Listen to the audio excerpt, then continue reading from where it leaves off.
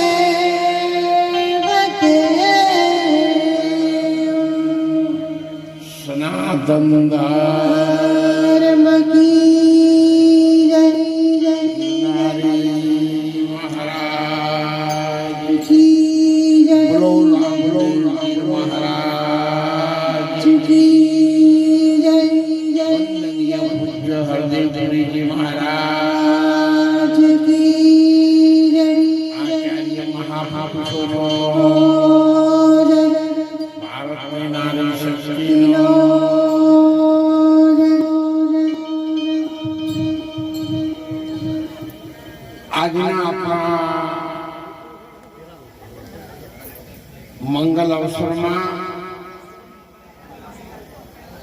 ખૂબ 1980 સાલથી અત્યાર સુધી આ ગામ પરિવારના સંતો આ ગામના ભેગા મળી અને કાળી ચૌદશની રાત્રે ભજન સત્સંગ કરતા આવ્યા છે। એ સૌ ગામ પરિવારજનોને, ગામના વડીલોને, ભાઈઓ બહેનો દીકરીઓને અને આના યુવાન દીકરાઓને દોલતરામ મહારાજના લાખ લાખ વંદન અને નમસ્કાર કરું છું। આપણા સૌના હૃદયના જેમના માટે ખૂબ ઊંડો ભાવ છે એવા આપણા પૂજ્ય હરદેવ ગુરુજી મહારાજ, આપણા જમનરામજી મહારાજ, જૂના જેમના ભજન સાંભળવા માટે હું જતો હતો એવા પૂજ્ય અજમલરામજી મહારાજ, એક ધારી મહાત્માઓ, આદરણીય ગિરધારી મહારાજ, મારે કંટ્રોલિંગના માલિક ધનજીભાઈ સાહેબ, શું કહે છે તબિયત એમની બહુ સારી રહેતી નથી હવે, પણ વર્ષો પહેલા વાવીસરામાં એક મથુરજી કરીને ઠાકોર બહુ દારૂ પીતા।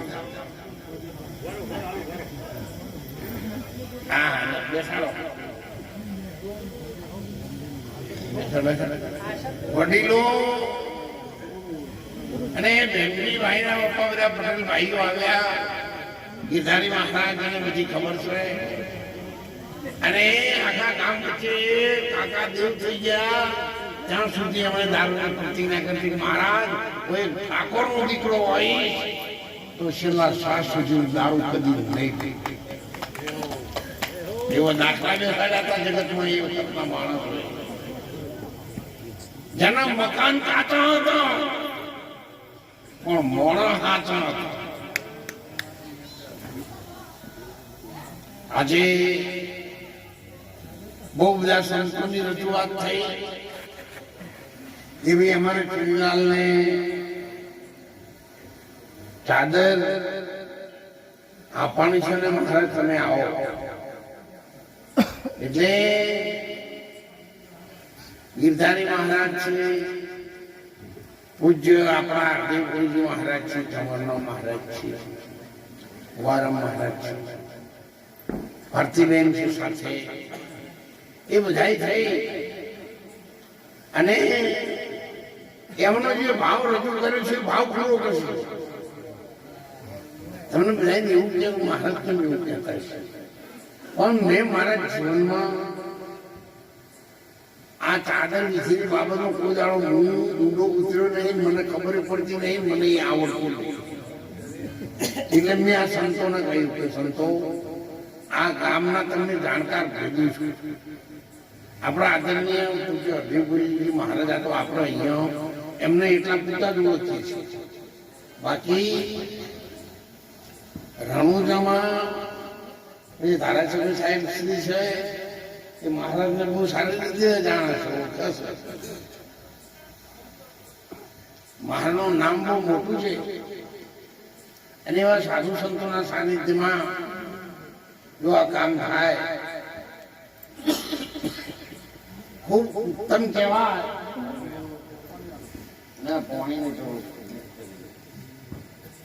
સાથે એ પણ કહી દઉં અમારે રણુજામાં જે આશ્રમ ચાલે છે એ આશ્રમમાં 51,000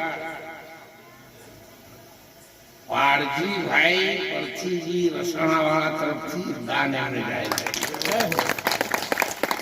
51,000 નારાયણભાઈ ભાતીજી પરિવાર રસણા મોટા તરફથી અને શ્રવણભાઈ બહેન 51,000 પ્રતાપજી રેવાજી ઠાકોર વાધણા તરફથી દાન જાય છે. 11,000 રૂપિયા કપૂરજી રેવાજી વાધણા તરફથી પ્રતાપભાઈના નાના ભાઈ, 21,000 રૂપિયા નારાયણજી ગોદરજી અને કપૂરજી ગંગાજી આપણા ગામ વાળાને આદાન કરે. ઓધારભાઈ અને એમના પરિવારે પણ કબીરભાઈ અહીંયા આવેલા છે. ખૂબ મોટું દાન આપેલું છે એમણે, પણ સમય આવે એટલે એમને જાહેર કરીશું. ત્યાં આપણને જમીન બહુ આપણી બહેન બહુ મોંઘી પડેલી.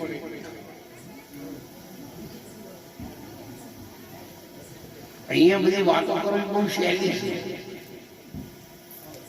પણ તે દાડો ભાડા લઈને આવો પછી ખબર પડે. આપણા આશ્રમની તો વાત જવા દે. સુંદર વ્યવસ્થા કરી છે.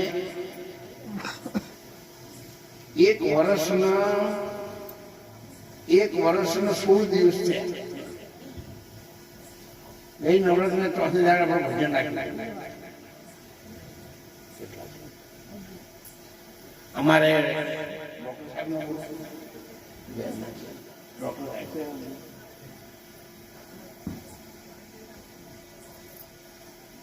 ચુનીલાલના ભાઈ શ્રી ડોક્ટર સાહેબ છે અંજીભાઈ, એમના તરફથી 11,000 રૂપિયા દાન આપ્યું. ચુનીલાલ તરફથી પણ 51,000 રૂપિયા આપણને દાન આપ્યું. ધન્યવાદ. હવે મહારાજને આપણે કહીએ પૂજ્ય મહારાજ શ્રી અજવણરામ મહારાજ, જવણરામ મહારાજ બે સાસુ, આ બધા ચુનીલાલને બેસાડી અને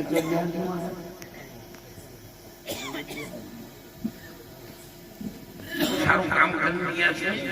બેનો તમે સૂર્ય બધા રાજી થઈને આશીર્વાદ આલો ને, પણ તાળીઓ વગાડો.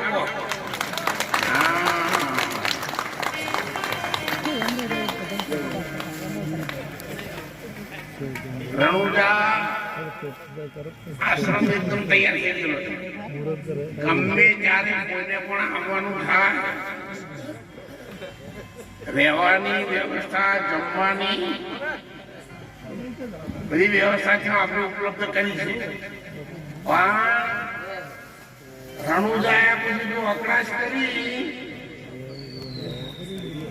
તો તરત કહી દઈશું તમારા ગામની અંદરથી આવેલું ધોન છે, તમારા ગામનો ગુજરા આવ્યો હતો એ લઈને ઉઠો.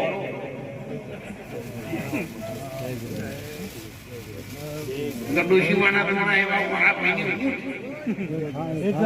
થાળી લાવો ને તમે આવ્યો નહીં, અકળાશના તમારા ભાઈ કાના પડી લાવો એટલે અનુભવ થવા પડ્યા. મારા માથાના વાળ ગરી ગયા ને એટલો અનુભવ થયો. પણ હવે એવું નહીં ચલાવવાનું. કોથળી લઈને પછી મારા દાંત મોડું લે ચાલ કામ છે. એ બધા મહારાજ નહીં હોય એ વાત બાકી વાપરી ગયો.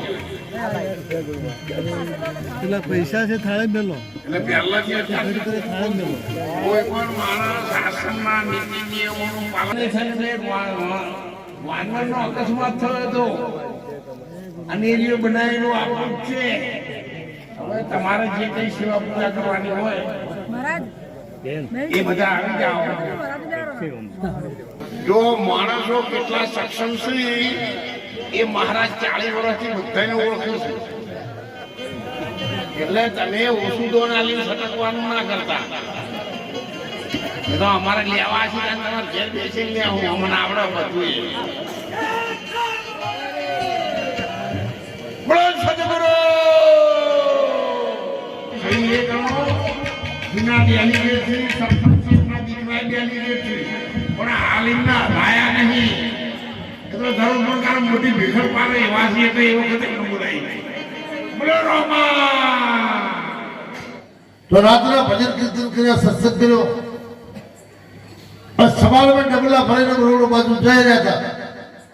બે ઊંટ કોઈ રાવણોના હતા ભરેલા, ગાડા ભરેલા. બે ઊંટ ઉભેલા તો થોડીક વાર એક ઝાડમાં ઊંચા થઈને ચરે. ગરધડી કયો કાક બાજુ ભરેલી વજન કયો કહેતો હતો. બે ઊંટ ગાડા ભરેલા પાછળ ખેંચીને ઝાડ ખેર ઉભા ઉભા ચરે છે. એટલે અમારી નજર પડી. ભલે પેલે મહારાજ કીધું મહારાજ જોજવા. મેં કીધું ભજન કરો ને મફતના રોટલા ઓછા ખાજો ને નશા ઓપડા માટે છે. હા ઓપડે મૂજ થઈ રહી છે બધી. હા ઓપડે મૂજ છે. મેં કીધું ભજન કરજો કોકડે કે હા રોટલા ખાય તો બેહી રહે ને તો આપણે ઓપે પણ આ તીર બધાના ઊંઠ હરજો. અને હકીકતમાં એ વજન ઉપાડીને મારે લોકો છે પાછા લકડાનું વજન. એટલે માટે કોઈનો ખાઈને ખુશ થવાનો નથી, ભાઈ ખવડાવીને ખુશ થાઓ. તમે તમારી જે આ તમારી જિંદગીની જે મહેનત છે એમાં 10મો ભાગ જો કદાચ ધર્મને ખાતર તમે કાઢો. તમને ખબર છે ને કીડી સચ્ચે ને તીતર ખાય, પાપીઓનો ધન ભાઈ પડલે જાય. કીડી સચ્ચે ને આખા વરસાદમાં 2 કરોડ ભરતીઓના દોડા કીડી ભેગા કરે તીતરા પડે ને ઉનાળામાં ગરીબ તીતરા જ ખાઈ જાય. કીડીઓ કોઈ મળતો નથી. એમ મૂર્ખો ધન સચ્ચી ભેગો કરે અને એની હવાની રહી જાય એટલે પાછળ છોકરા ભગવાન નજરે ધન નો શું કરે. એટલે માટે મહાપુરુષે કીધું છે માણસને ધન સર્જવો એ બધી વાતે નિર્થક છે. કેમ કે તમારા છોકરા પુત્ર હોય, તમારા છોકરા સારા હશે તો ધનને કમાઈ લેશે. અને આપણે જોયું છે જેને મા બાપ પાસે ધન નતો એને છોકરી મોટા ધન કમાવાના છે, અને જેને મા બાપ પાસે ધન હતો ને એને છોકરી ઉડાડી દીધું. તો તમારા છોકરા સંસ્કારી હશે તો ધનને કમાઈ લેશે. પણ તમારા છોકરા જુગારીયા દારૂડિયા હોયા તો મા બાપનો કેટલો ભીડ કર્યો ધનને વેડફી નાખે, એ વેડફી જ નાખે. એટલે માટે બહુ ધન છોકરાને માટે બહુ ધન ભેગું કરવાની ચિંતા ન કરવી. જે જથ્થામાં તેમને આપણે પાલન પોષણ કર્યું બરાબર છે. એટલે કોઈ આપણાથી 4 પૈસા બચે તો રાખીએ, બાકી વધારે ધન ભેગું કરી દોડી ભરી જાઓ એટલે છીલી બાકી જો હોય તો ઘરથી બહાર બેઠો હોય. આ બધું મકાન સારો બને આપણે આ ચૂનીલા ભગતને જેવા કોઈ છોકરા સારા હોય તો બાપાના અંદર મકાનમાં બેવા દઈને હવે બાપા મકાનમાં ગદી કરશો તમે પહેલે ખાટલો લઈ જાઓ. હા કયો ઘંટો ઠુકરી કરી બધું કરે એટલે પછી મકાનથી બહાર જ આપણે બેહાડે. એટલે હકીકતમાં બહુ સમજવા જેવી વાત છે. પણ આપણે જિંદગીમાં આપણાને શક્તિ છે, આપણી અંદર સશક્તતા છે, આપણે કમાઈ શકીએ છીએ અને આપણે 4 પૈસા કમાવા થઈએ તો કોક ધર્મને કાર્ય જરૂર હોત પૈસા દેવા. જે મહારાજે દલદ્રોપ મહારાજ જે પરમાર્થના કામ કરે છે, સંતો બધા પરમાર્થના કામ કરે છે, જીવન ક્ષેત્ર ચલાવે છે, જે કોઈ આશ્રમ બનાવે છે, સુવિધા ઊભી કરે છે, એની અંદર આપણા 4 પૈસા જશે, 100% ઉગી નીકળશે. 100% એ આપણી સાચી કમાણી કહેવાય. બીજા તો ન જણો આપણે છોકરા ખાતે ધૂળું ડાળશે એમ કોઈ આપણને ખબર નથી, પણ જે કઈ દાન પુણ્યમાં જતો રહ્યો આપણો સાચી વાત છે. એટલે માટે તમને ખબર છે ને કે સાચી મૂડી એ છે જેટલી દાન પુણ્યમાં જતી રહી, અને બાકી બચેલી સાચી નથી ખબર નથી. બચેલીનો હવે ભગવાનનો ઉપયોગ શું કરશે? અમારા સાધુઓને પણ, અમારા સાધુઓને જે જીવતો અમે ખવડાવી દીધો ને એ સાચો પણ ભેગા કરી નાખ્યા પછી ચેલા શું કરશે એ ભગવાનને ખબર નથી. એટલે હું બધે સાધુઓને પણ એમ કહું છું ભક્તો સુધી પૈસા રાખવા નહીં પાછું, નકર ચેલા ભગવાન જોડે કઈ માગરો વાપરશે અને આપણે મોડાના લઈ દોષી થયા અને વળી જીવ રીતે પાછા ખરાબ થઈ જઈએ અને તેઓ ધનની રક્ષા કરવા પાછા આવીએ. એનેથી ભક્તો સુધી ભંડારા કરી ખવડાવી દેવું પડશે, કોઈ રાખવાનો નહીં, પાછો આપણો મન જ નથી. એટલા માટે સજનાઓ એમાં એ બહુ કામ છે ને, એ માથે વગરને માણસોનો કામ છે. સતી સુશ્રાહ 100 માણસ ભેગા થાય સુરવીર એક હોય, 1000 માણસ ભેગા થાય પંડિત એક હોય, 10,000 માણસ ભેગા થાય વક્તા એક હોય, અને 1 કરોડ માણસ ભેગા થાય દાતાર એક હોય. દાતાર જેવું કોઈ મહાન નથી, કારણ કે તમારી કમાણીમાંથી મહેનત કરીને પસીનો પાડીને કમાઈને એનામાંથી તમારે કોક આપવો છે, એ કોઈ ફાટલ સાથીનો આપી શકે નકા પછી એ ઓરડા બોરડા ના આપી શકે કોઈ. તમને ખબર છે ને કે દીકરો જન્મે એના નામ 4 છે, એક દીકરો, એક છોકરો, એક પુત્ર અને એક ગગો. છોકરાના 4 નામ છે, એક ના તો બાપનો ગયેલો દાડો વાળે એનો નામ દીકરો, દીવાળે દીકરો, અને બાપનો સારો નામ હોય અને ખોઈનો ખાય એનો નામ છોકરો, અને પૂનમને નખથી જે જીવો આપણે પિતૃને છૂટા હોય એનો નામ પુત્ર. પણ ગગો એનો નામ છે, એ કોઈ ફંડ ફાળો થતો હોય ગાયનો ચારે માટે કે સાધુ સંતને આશ્રમને ફાળો માટે, કોઈ બીજે ફંડ માટે, કબૂતરોને ફંડ માટે, કૂતરોની રોટી માટે, કાદોલશ્રમ મહારાજ જેમ આશ્રમ બનાવે છે કોઈ એની મદદ માટે કોઈ ફાળો ફંડ થતો હોય અને 4 માણસો ગામના એને વાત કરે ભાઈ અમે કંઈક લખાવો, તો જે દીકરો છે લખાવશે, પુત્ર છે લખાવશે, પણ એક તો છોકરો કોઈ નહીં લખાવે, બીજો ગગો કોઈ નહીં લખાવે. સંતોના સ્તરે રહ્યા છીએ અને ભગવાને 2 હાથ આલ્યા હોય તો 2 હાથ ઊંચા કરી અને ભગવાનના નામે તાળીઓ પાડજો. દરેકને વિનંતી છે કે આપણા જે સંતો પધાર્યા હોય અને આપણે તાળીઓ ના પાડીએ ત્યારે આપણને કહ્યું છે ગુરુના આશીર્વાદ અમને બહુ મળ્યા છે, ગુરુના આશીર્વાદ આજે બહુ મળ્યા છે. કરતા હતા મમ્મીના બાપા